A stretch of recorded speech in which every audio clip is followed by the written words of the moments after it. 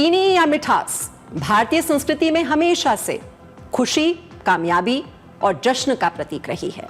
इसीलिए हम हर खुशी के मौके पर कहते हैं कि कुछ मीठा हो जाए। एक समय था जब मिठास ये भी बताती थी कि कोई व्यक्ति कितना समृद्ध है, क्योंकि चीनी हर किसी की पहुंच में नहीं होती थी। लेकिन अब दुनिया में चीनी कम का ट्रेंड है। आज चीनी सिर्फ स्वाद नहीं है, बल्कि यह आपके अमीर या गरीब होने का प्रतीक भी बन चुकी है। कम चीनी का मतलब है बेहतर स्वास्थ्य और जागरूकता, और ज्यादा चीनी का मतलब कम आय, ज्यादा मेहनत और सस्ता खाना।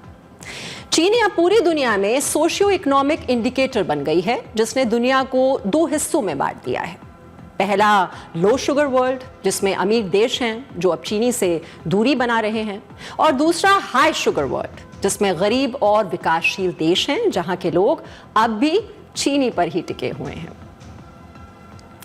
पहले देश जितना अमीर होता था उतनी ज्यादा चीनी खाता था, लेकिन अब इस पैटर्न में बदलाव हो रहा है। इसे आप अमेरिका और पश्चिमी यूरोप के उदाहरण से समझ सकते हैं। अमेरिका में पिछले 2 वर्षों में चीनी की खपत 4% कम हुई है, जबकि पश्चिमी यूरोप में यह लगभग 7% कम हुई है। चीनी की खपत कम हो रही है तो चीनी की मांग भी घट रही है।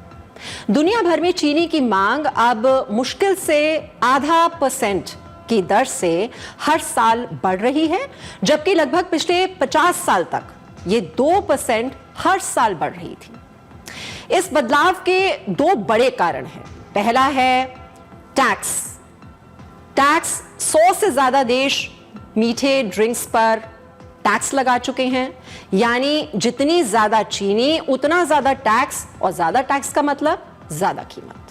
टैक्स लगाने की वजह से कंपनियों को मजबूर होकर चीनी की मात्रा घटानी पड़ी, वार्निंग लेबल लगाना पड़ा, प्रोडक्ट की रेसिपी बदलनी पड़ी। और दूसरा कारण है वजन घटाने वाली दवाइयां। वजन घटाने वाली ओज़ेम्पिक और माउंजारो जैसी दवाइयां सिर्फ भूख कम नहीं करती, ये मीठा खाने की चाहत को भी कम कर देती हैं।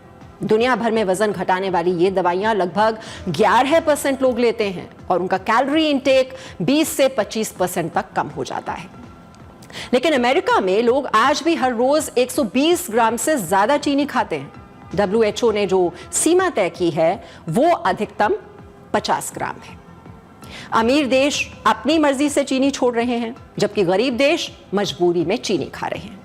उनके लिए चीनी लग्जरी नहीं बल्कि जरूरत है, जो न सिर्फ एनर्जी देती है बल्कि प्रोटीन और फैट की कमी को पूरा करती है। और इसका भारत से बेहतर कोई उदाहरण नहीं है। भारत में एक व्यक्ति साल में करीब 20 किलो चीनी खाता है। जी हां, 20 किलो चीनी, यानी हर रोज लगभग 55 ग्राम, जो ग्लोबल एवरेज 60.5 ग्राम से कम है। चीनी के इस्तेमाल पर भारत में भी बंटवारा साफ नजर आता है। भारत के अमीर लोग धीरे धीरे चीनी छोड़ रहे हैं। वो अब गुड़, लो GI स्वीटनर और हेल्दी विकल्प अपना रहे हैं। लेकिन भारत के वो लोग जो संपन्न नहीं हैं, उनके लिए चीनी एक मजबूरी है, क्योंकि चीनी सस्ती है, तुरंत एनर्जी देती है, और कई बार तो ये पोषण का सहारा भी बन जाती है। आज भारत के लोगों को चीनी का लगभग 60 से 65% हिस्सा प्रोसेस्ड फूड से मिल रहा है, जिससे भारतीयों में डायबिटीज और मोटापे की समस्या बढ़ रही है। पूरी दुनिया के 1/4 डायबिटीज के मरीज भारत में ही हैं। वर्ष 2021 में भारत में 18 करोड़ लोग मोटापे से पीड़ित हैं, और इस मामले में भारत चीन के बाद दूसरे स्थान पर है। लैंसेट मेडिकल जर्नल के मुताबिक वर्ष 2050 तक ये संख्या बढ़कर 45 करोड़ तक हो सकती है। लेकिन फिर भी भारत ने अब तक शुगर टैक्स नहीं लगाया है, क्योंकि यहां सेहत और भूख दोनों को साथ संभालना है। ये बात सच है कि अमीर देशों में आज शुगर न्यू टोबैको है, लेकिन गरीब देशों में ये जीवित रहने का ईंधन है। और जब तक स्वस्थ और पौष्टिक भोजन चीनी के मुकाबले सस्ता नहीं होता, तब तक गरीब देशों के लिए चीनी एक मजबूरी बनी रहेगी।